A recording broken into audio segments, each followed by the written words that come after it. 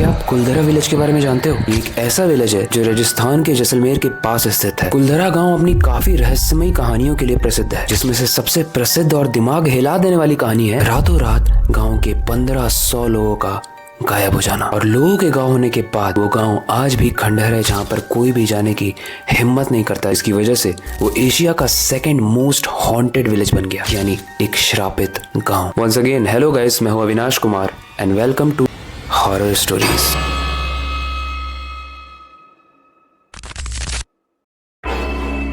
भारत के archaeological survey of India के अनुसार इस गांव को पलिवाल ब्राह्मणों द्वारा 13वीं सेंचुरी में बनाया गया था। इस गांव में 1500 लोग हुआ करते थे, जिसमें से कुछ लोग फार्मिंग करते थे, कुछ लोग हाथ से बनाए हुए हैंडीक्राफ्ट चीजें बेचा करते थे और कुछ लोग मिट्टी के बर्तन बनाया करते थे। वहीं कुछ लोग कारीगर थे तो कुछ लोग बिजनेसमैन। एक अच्छी खुशहाल जिंदगी थी और ये गांव फूल फल रहा था। लेकिन 200 साल पहले यही 1500 लोग इतिहास के पन्ने को रहस्य बनाने वाले थे। दरअसल जैसलमेर के पास एक क्रूअल और एक खूंखार राजा हुआ करता था, जिसका नाम था सलीम सिंह। वो अक्सर गांव वालों से टैक्स कलेक्ट करने आया करता था। सलीम सिंह इतना खूंखार था कि उसका डर हर जगह था और वो उन गांव वालों से कुछ भी करवा सकता था। उसकी तानाशाही गांव वालों के लिए रोजमर्रा की बात बन चुकी थी, जिससे गांव वाले काफी तंग थे, बट उसके अगेंस्ट एक्शन लेने से काफी डरते थे। एक दिन की बात है जब सलीम सिंह वापस से उस गाँव में टैक्स कलेक्ट करने आता है और उसकी नजर एक खूबसूरत सी लड़की पर पड़ती है, जो कि उस गांव के मुखिया की बेटी थी। सलीम सिंह की वैसे तो शादी हो चुकी थी, लेकिन पुराने राजाओं के बारे में तो आप जानते ही हो। तो बस उसने गांव में ऐलान कर दिया कि मुझे ये लड़की पसंद है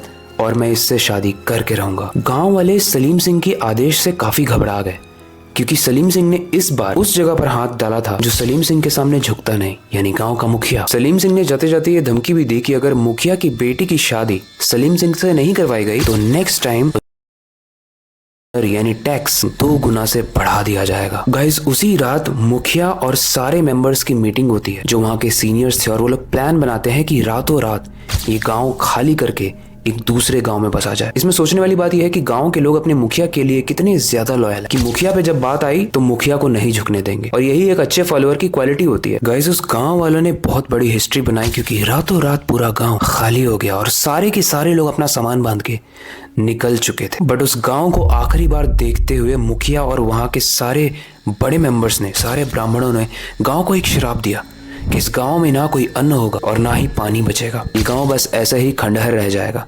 जिस तरीके से हम इस गांव को छोड़ के भाग रहे हैं, हर इंसान जो इसमें कदम रखेगा वो यहाँ से भागेगा। और जैसे ही पलिवल ब्राह्मण्स उस गांव को छोड़कर भागते हैं, सलीम सिंह को ये पता चलता है, लेकिन जब तक वो आता है सब जा चुके थे।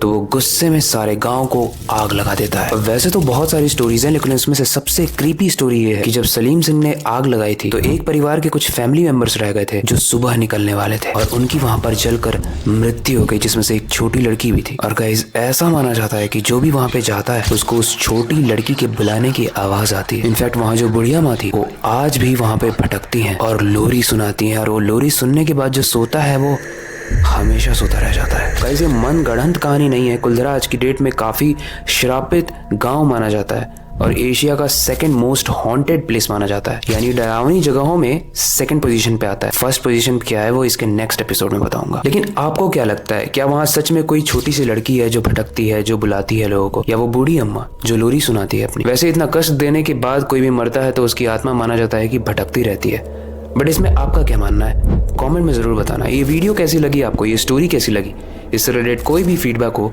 कमेंट सेक्शन में आपका वेलकम है। नेक्स्ट वीडियो में क्रीपीनेस थोड़ी सी बढ़ने वाली है, तो उसके लिए एक्साइटमेंट शो करते हुए कमेंट करो एपिसोड 5।